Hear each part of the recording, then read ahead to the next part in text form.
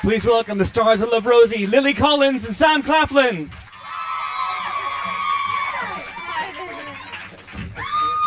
Hey guys. There you go. Just going to take my Apple iPhone out of my pocket.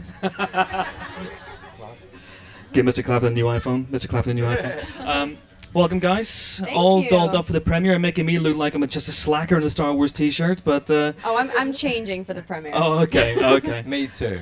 Do you have you excited about the premiere, which is in about an hour and a half, something like that? Yeah, it's quite weird. I was just hearing the trailer, and it just makes it seem more real. It's like it's finally coming out, which I guess you forget when you're making a movie because it's such an intimate experience as it's happening that you forget sometimes there's an end result coming from it and that it actually will be in theaters. So it's a bit of a wake-up call. I guess the day of the premiere is a good wake-up call time. Do you watch the film, or do you duck out the back? Can you watch yourself on screen? Well, this will actually be the first time I've seen the finished film, so... and I feel like, the way to learn as an actor is to watch yourself and to learn from your own mistakes. So undoubtedly I'll be watching my mistakes this evening. But yeah, I'm excited to see it. Fantastic. So let's talk about the film itself, because you filmed this over a year ago now? Yeah, like a year and a half ago. Year and a half ago, and then you forget about it, and then it comes out. And You completely forget everything. Okay. So you play Rosie. Yes. Tell us about Rosie, who Rosie is. Rosie is a young girl who has a best friend who she loves but doesn't quite realize it yet, and she's planning to go to school with him and kind of live out their friendship for as many years as she thinks possible, and she finds out that she's pregnant, and kind of the rest of her life changes from that point on. But instead of falling victim to something that could be seen as a negative thing, she turns it into a positive and ends up growing from the experience and becomes the young woman that she was meant to become. And she's not a caricature of what I think reality TV shows as a teen mom nowadays. She's very strong and confident and ends up bettering herself because of her daughter. So when you first read the script, was it that aspect that drew you in, or just the idea to play this multifaceted character who grows over a period of 12 years in the movie? Yeah, the idea that I got to age 10 years, which doesn't seem like a lot, but from 18 to 28, it's great to be able to show kind of an age range. But also, I've wanted to strangely play pregnant. I've wanted to do a romantic comedy, and I've always wanted to play British to get back to my original accent that I had when I was a little girl. So I was going to say, that's pretty freaky, the accent thing. Yeah. Yeah. So, where did the accent come from? Was it the accent you had as a kid growing up, or did you... Yeah, no, that's how I sounded as a little 5-year-old. Okay. I moved to LA when I turned 6, and then I started putting on an American accent, and it just stuck.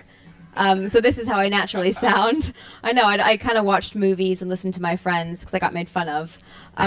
But then I just can put it back on like that, and it feels quite natural. And then we had a dialect coach to make sure that everything was perfect. But yeah. Oh, fantastic. And Sam, I presume that's your accent from birth? Just about? Yeah. Pretty much, yeah. And you've never wanted to play pregnant? No, I have, desperately. Oh, really? I'm thinking of doing the remake of Junior that Arnold Schwarzenegger did. That will be on the internet in 5 seconds, you realise that. But have you wanted to do a rom-com? Has this been a sort of itch you wanted to scratch for a while? Yeah, I mean, I've grown up loving rom-coms. Like Hugh Grant has been kind of my idol, I guess. And then everything that Richard Curtis equally touches is... I've grown up watching, and I love to laugh and I love to cry, and I think that's what romantic comedies are made for. This particular script came across my desk. Not that I actually own a desk, but it came across my path. I read it, it immediately sort of spoke to me. There was a lot that I think a lot of people can relate to. Alex specifically was a character that was very close to home for me, and it's the first time I'd ever done anything contemporary. So, yeah. In what way, head home? In what way was he close to you? I just think that a lot of the decisions that Alex in particular makes are decisions that I would undoubtedly make if I was put in the same circumstances or in the same situations. I think every single step of the way is kind of, I would have done exactly the same. He has a very similar sense of humour, and it's the first time I get to play a bit goofy, which is me all over, really. It's a part of me that hasn't been shown, and hopefully people will like enough to want to see more of. So how goofy are you? You don't own a desk. That's how goofy I am. That's it. I pretty tried to put the goofy. desk together and it didn't work. Just became a piece of modern art. Give Mr. Claflin a desk. Give Mr. Claflin a desk.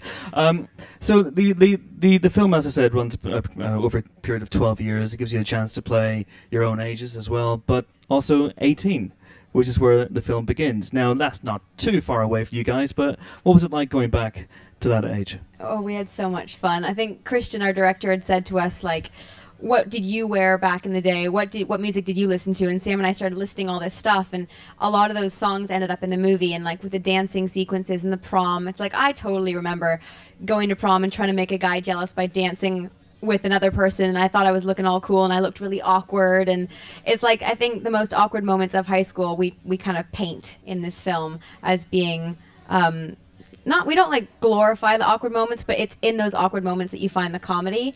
And playing 18 again, there's something just very kind of freeing, and all of a sudden all these things become more acceptable to do. And I think that's when we both became most goofy, because it was like, oh, it's fine, we're playing 18. We're all goofy at 18. Yeah, it's more acceptable at 18, I guess. But yeah, it was the most fun, I think. So we've got a clip now, but I just want to set it up. So the relationship between Alex and Rosie when the movie begins is they've been friends since childhood. Best friends. There's something there, an underlying romantic tension. Fair to say. Well, I don't think there has up until the point they hit 18 and they share like, an unexpected, a moment basically, and from that moment, sparks start flying, but they don't know how to deal with whether to pursue them sparks or to keep their friendship. They're worried that they might lose something special. So.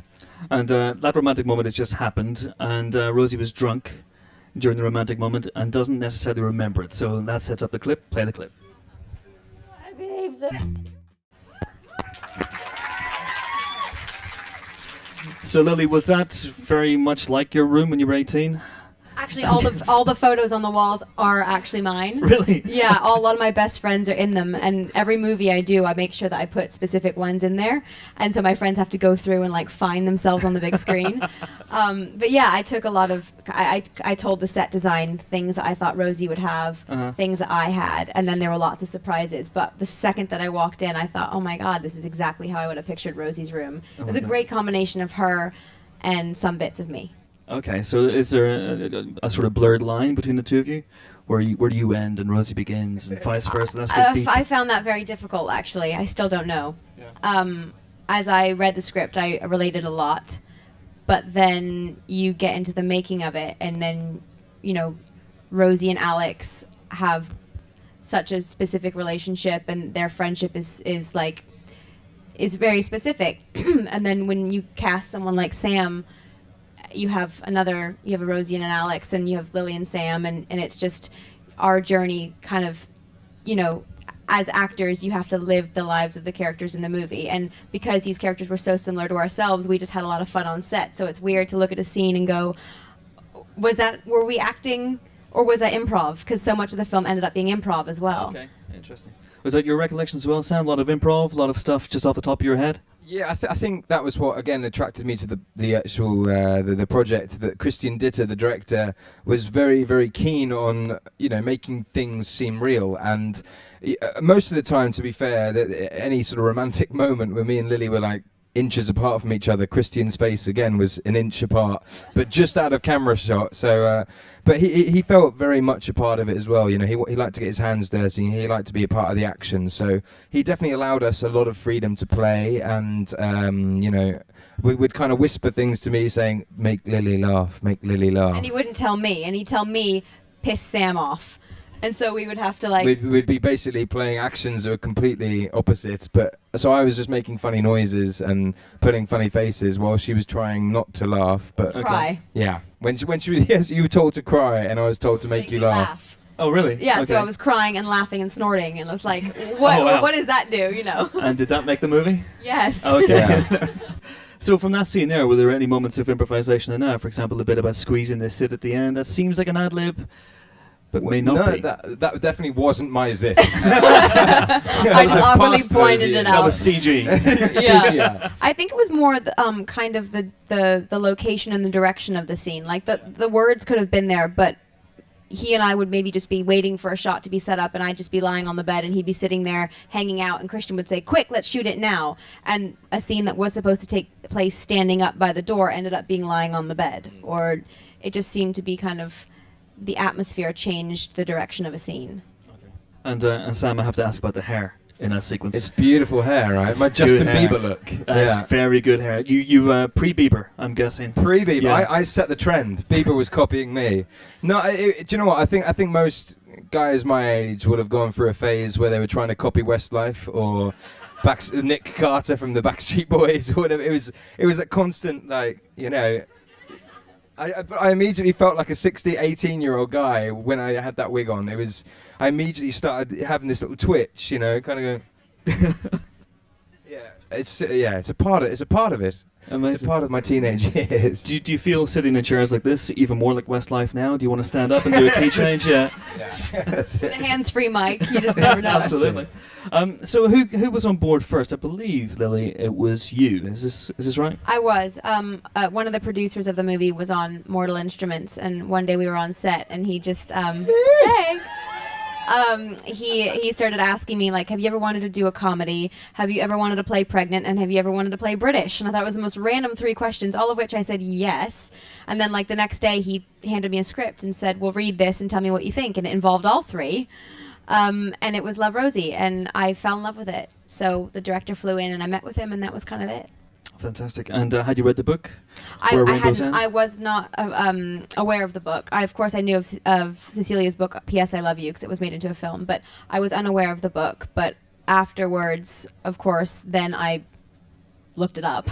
And then I became familiar with the book. But I didn't want to read it before reading the script, because I feel that kind of complicates things sometimes, because you have to truncate such a long story into such a small amount of time that the movie almost has to stand alone, and you have to not get confused with what is incorporated into the book. Character-wise, you know, you want to get the sense of who the person is, but plot-wise, it does get quite confusing. Okay. And Sam, I read Christian said that you were on board in the film within 15 seconds of meeting Lily. 15 seconds seems like a long time. I mean, what did you do in those 15 seconds? Well, where do I start? No, I think the moment me and Lily met, there was an immediate bond, an immediate chemistry, like a connection. We have a lot of mutual friends and connections within the industry, and we realised that we'd both auditioned for each other's Snow White project. So I auditioned for The Prince in the other one, and you auditioned for the Snow White and the one that I was in. So we should have met so many times along the years, but for some reason fate brought us together at this very fine moment. But yeah, we were kind of sat together opposite one another in such an intense... This close. Christian had us sitting like this close to each other, analyzing each other's face and saying things about each other that we... For example, I'd say Lily just blinked because she loves me. And then I'd have to repeat that and then say, you're touching your chin because you're anxious. Yeah, so I'm anxious that she loves me.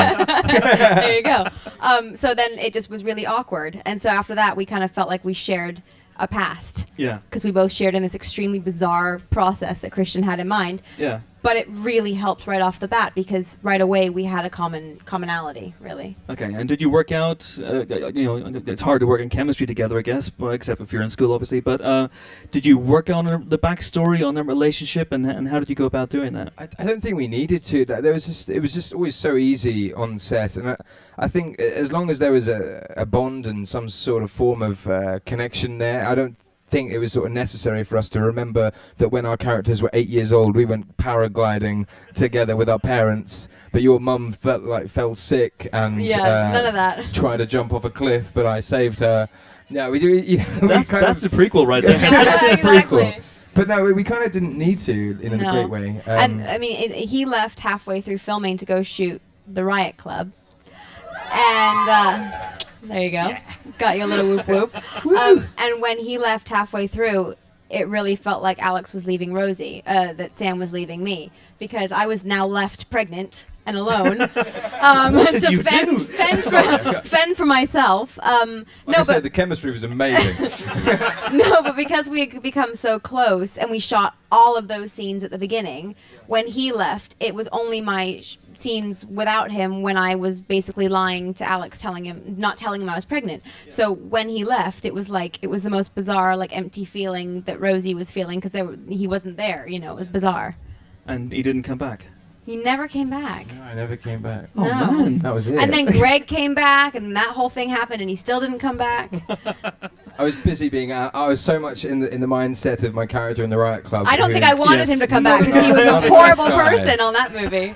I Yeah. sent you a picture. of, Bloody like, and disgusting, like, yeah. bloodied up, and I was like, "Here we go. This is me now." And I had a little 5-year-old, and we were like, yeah. So we've got the prequel sorted and the sequel sorted, just Exactly. in case. Just in case.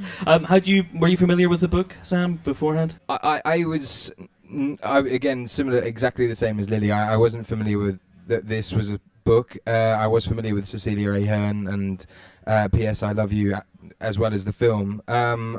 I'm not much of a reader. I don't hang out in bookshops or libraries. You don't have a desk. Why would you read? No shelves or a desk. I actually live in a box.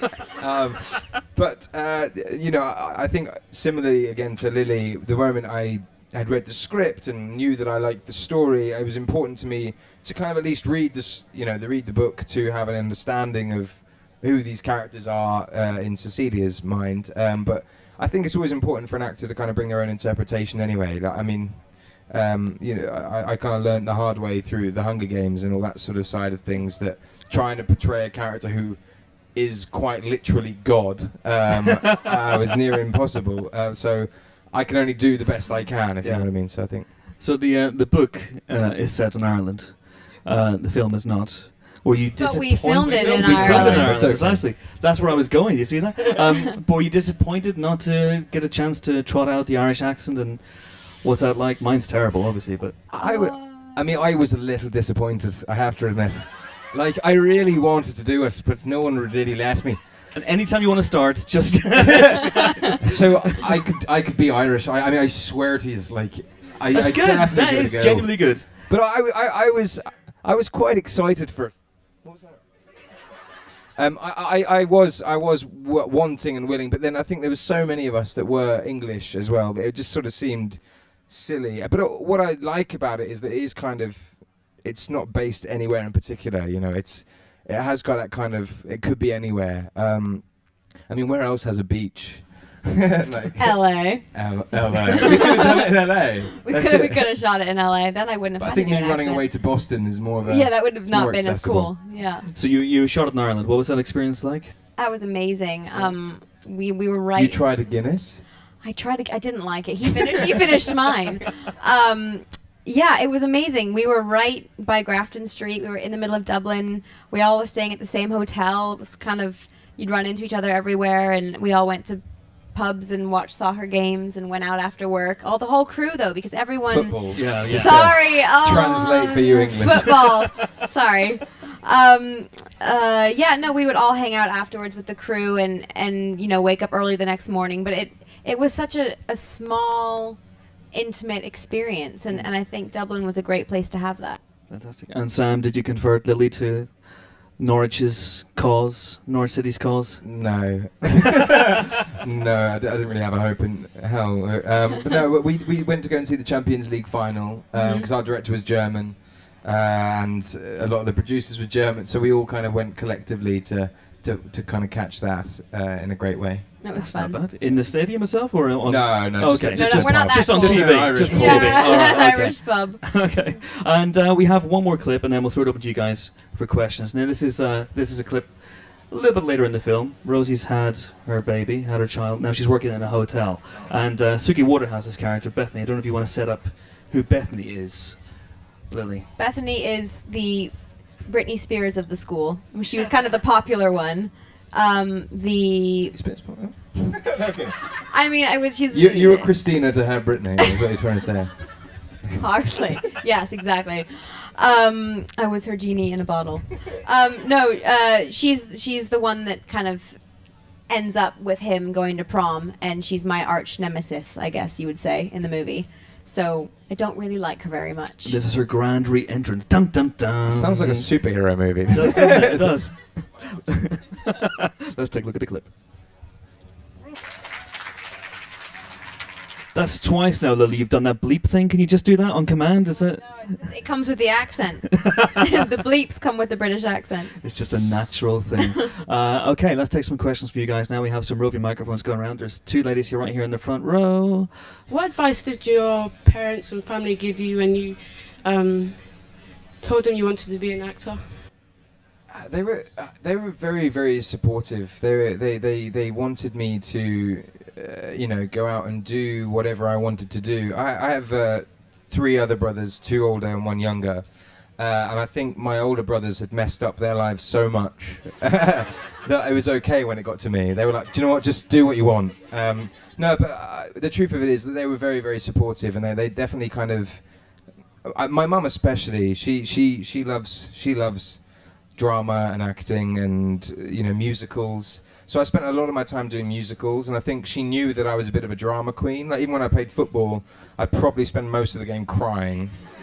So, or pretending I was injured or whatever, making excuses for myself. So I think she knew that I was always going to be in the arts. But yeah, they just kind of told me to go for it, to keep going and keep trying, and to never forget how passionate you are about that. If you dream enough, and you work hard enough, I think dreams are reachable, Thank you very much. And Lily, just bring you in as well. I mean, parental advice. Did you get any in terms of when you said I want to be an actor? Yeah, no, it was both my mom and my dad always have encouraged me to do what I'm passionate about, and as long as you're choosing the decision because you feel it's right for you, you can't have any regrets, and no one can tell you that it's the wrong decision for you. So they always knew that I liked to play dress up and be creative, so I think it was quite inevitable that I'd be playing characters as I got older. Excellent, thank you. Did you have a question? Yes, as well. Thank you. Hi there. Hello. I'm Shannon. This is Lily. Hello. Hi, Lily. And we have a joint question. So, did you feel, because you've both been in action movies, obviously you Mortal Instruments and you Hunger Games, did you feel you had to go in here, this rom-com, mentally preparing yourself differently, or was it like the same? No stunt work. That was lovely. Not having to train physically for this. I was really excited to just, I guess kind of like you said earlier, you were so yourself in this. I just got to be me. And it was really nice to have such a small amount of people in the production as opposed to a huge studio film, which is always fun as well. But there's something quite intimate about having a small group in a film like this that is more of a small town feel. And yeah, I didn't feel like, accent-wise, I was training for a couple months just to make sure it was perfect. But other than that, it was quite a relief to just wake up and come to work and be me. It was nice. And it meant that I didn't have to eat chicken and asparagus and spend every day, all day in the gym. So I was quite content. But no, similarly, it was just nice to kind of turn up and be myself without feeling the pressure of people trying to kill me, like the Hunger Games was. And I think the Hawaiian jungle was against me, whereas Dublin definitely embraced me. So yeah. Thank you. And Lily, you fall off a bar stool in this. There's a big stunt right at the very beginning. There actually is a couple scenes that had stunts in it, I will say. I had to fall off a bar stool. I had to kick a magazine. This is really this dumb. shouldn't have been a stunt. This You made it a stunt. I made this a stunt. There was a metal trash bin that I was stomping on a magazine in, and the bin came out of the lining or something and scooped out my leg, and I have a scar. I had to go to the doctor and get it stitched, and I have a scar now. Yeah, and it wasn't a stunt. I was putting my foot in a trash bin. Anything I can make a stunt, I try. What have we learned? Don't put your foot in the bin. Don't put your foot in the bin. Don't put your foot in the bin. Yes, please. There's a lady here right at the very, very back. Thank you. Hello. Hi. First of all, I love you. My question is, I know neither of you are stranger to book-to-movie adaptations with Clary and Finnick, but do you still feel a pressure when a film comes out which used to be a book about how readers might... Good question. I think inevitably there is kind of an added pressure just because people have a preconceived idea of what a character should be like. But you're never going to please everybody. And we as actors have to focus on kind of the task at hand, which is the movie. And if you worry too much about living up to everyone's expectations, you kind of lose your own view of the character. And as long as you go into it knowing what your view of the character is, having done research from the book and the script and hopefully spoken to the writer and then the director, then if your character has a consistency throughout it and has the aura of the character from the book, then I don't think you can really go wrong. But there's an added element to it, but if you focus too much on it, you can't kind of live in the moment, and those are the most special moments in this movie. I think they're the ones that just came spur of the moment. Yeah, I think it's different depending on the book and depending on the part. Like, for example, with Finnick, I definitely felt one hell of a pressure to kind of make people believe that I was their Finnick, or worthy of Finnick.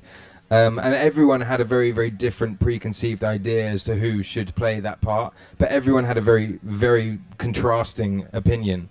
And I think that's what you quickly realise with books. Everyone uses their imagination, and no one sort of sees the same things over and over again. So all I can do is try to do, my best Zac Efron, Brad Pitt, Grant Gustin impression. That's all I can do. I can only sort of do my interpretation of the best of everyone. I just don't have the looks. That's the problem. It's not worthy of an R. It's my parents' fault. I blame my parents. Oh dear. Okay, right over here, please. There's a young lady here, and then here. Thank you. Hi, I'm Molly. Hi, Molly. My question's for Sam. I find you hugely inspirational as an actor, and I was wondering, how did you transfer from the mindset of Alex and Love Rosie to Alistair in the Riot Club, because they're both really different characters? Well, I'm glad you asked that question, because I literally had like one day off. I finished this on a Friday. I had the Saturday off when I flew back to London, and we did a photo shoot on the Saturday morning. I then flew back Saturday night, and I started the Riot Club on the Sunday. So in a sense of being very confused a lot. It was tough. I can't deny that. But they are two very, very contrasting characters, and I think what made it easier was the fact they were so contrasting. I was like hot and cold, devil, angel, quite literally. And I think it allowed me to kind of show my true colours, that I'm a nasty person deep down. But no, I really, really embrace the challenge, and I think it was very, very challenging at times. But they were both 18, 19 sort of age to begin with, so for me it wasn't a huge stretch. I'm not saying that I'm a great actor, therefore it was so easy. It definitely was tough at times, but I think I was surrounded by incredible people a lot of the time. So Lily allowed me to be myself, and made me the best Alex that I could be. And then obviously the Riot Club boys allowed me to be the nastiest person possible. Were you nasty from the off on the Riot Club, or did you have a nice easy day to just get into it? Do you know what? It was an easy day that I had to start off with. I didn't have any lines. I just had to walk into the pub. But that in itself, I had to find how Alistair walked. But immediately, once you put costumes on, sometimes you completely feel the transformation. And with Alistair wearing that kind of posh uniform-esque thing and having the hair extensions put in, I immediately felt like a little rat, like a nasty vulture. So, that definitely informed me quite a lot, I have to admit. Thank you. Thank you. There's a lady right here in the second row. Thank you. I know, Lily, you mentioned that you've always wanted to play a pregnant and a British character, but I was wondering, is there any other characters that you've both always wanted to play, like a type of character? I quite would like to play someone really horrible. I know it's weird, but I think that... It'd be too easy for you, though. But they don't know that. I think I don't ever want to get typecast as one thing. And I think I have played a lot of characters that are sweet. And not to say that they're not layered, that they don't have depth, but I would really like to go against character, kind of, and play something that people are not expecting. And I think something where people leave hating me would be really fun in a weird, twisted way. I have to kind of admit that one of my dream kind of roles, or the sort of role that really is a dream come true, is something that I'm hoping to do next, which is called Me Before You, where I play this character who is not only sort of physically very, very different to myself, but emotionally he's very scarred, and through the journey of the film you kind of grow to love him. And I think it's kind of Beauty and the Beast-esque, you know what I mean? It's like that you kind of start finding the sweetness in him, but somewhere so that the transformation you go, or the transition you go through during that story, is a sort of perfect part, really. At the same time, I wouldn't turn down playing Bridget Jones if that was offered, or James Bond. No, that will be on the internet within 5 seconds. Do you think you could ever play someone who owns a desk? And if so, how would you approach that character? Steve Jobs. I could play Steve Jobs. Let's go right over here. Well, there's a lady right here in the second row. Hi, I'm Josie. Hi, Josie. I wanted to know, what was your favourite and least favourite things about working with each other? Favorite and least favorite? Well, my least favourite. My least favorite thing is still a good thing, but it was an annoying thing. Right.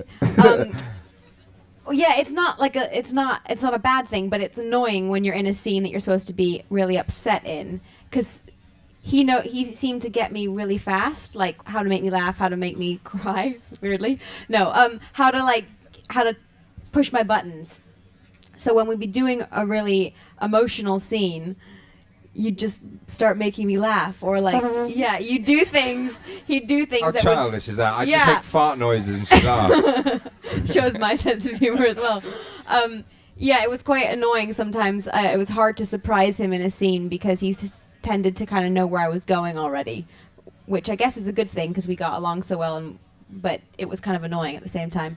And my favorite thing is that I feel like this movie is most vulnerable that I've allowed myself to be on screen.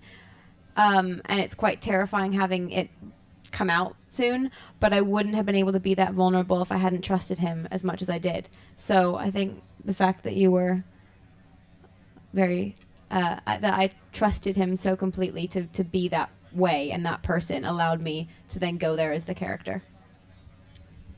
For me, my least favourite thing. Wow. Where do I start? Let me get my long list out. No, I mean, for me, I think the thing that I kind of really despised was the fact that I couldn't finish the movie, if that makes sense. Like, I mean, Alex is obviously only involved as much as he's involved, and obviously there needs to be another side to the story.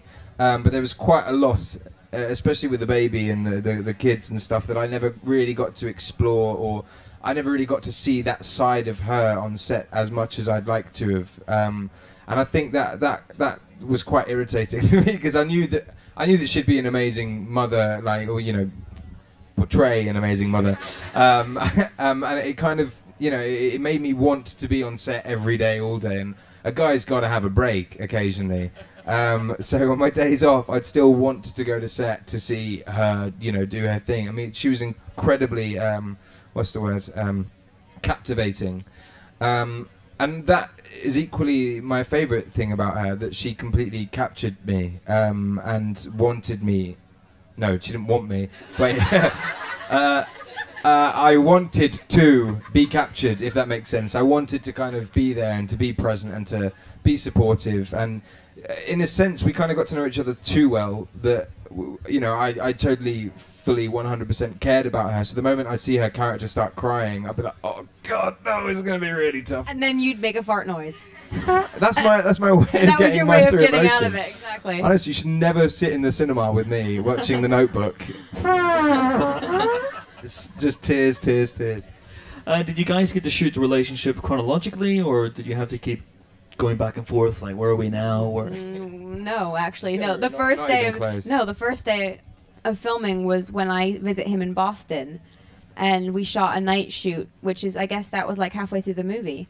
and then we went back in time, and then we had to go to do this big wedding thing, which is actually the end of the movie, and that It's Doctor Who, man. we were all Doctor yeah, Who. and it was so hard for me because of the aging. We had like 5 to 6 different hairstyles and makeup looks, and in one day I'd have You hair. got 5 or 6. I got 2. I know. I got the crap hair I'm in this a girl hair. as well. Damn you.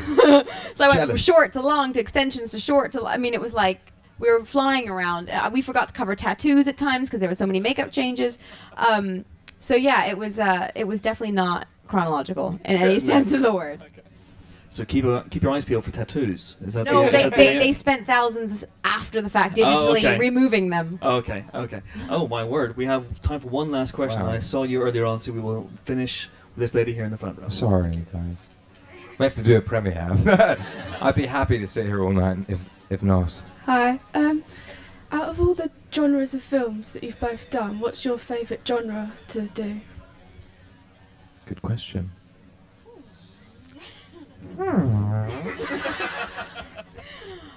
I don't know. Well, I think for me, I've always, I think my favourite genre of movie is a romantic comedy. So for me, this is the kind of perfect genre for me. And I think it allows me to be my goofy self and to show the world that I am just one goofball without a desk.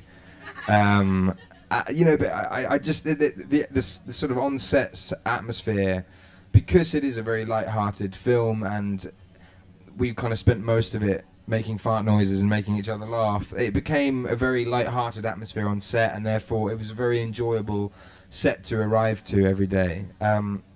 At the same time, I love every genre. I just want to work. Just give me a job. Romantic comedy is something I've always wanted to do as well, but I, as a little girl, grew up just loving fairy tales. So doing Mirror Mirror for me, like a period piece that was a fairy tale, getting to live out these massive sets and huge costumes was beyond a dream for me. So. Thank you so much. We have to get you guys to the premiere now. So thank you all for coming. Thanks for your questions. Thank you. Thank Lily you. Collins, Sam Claflin. Thank you so much. Thank you, guys.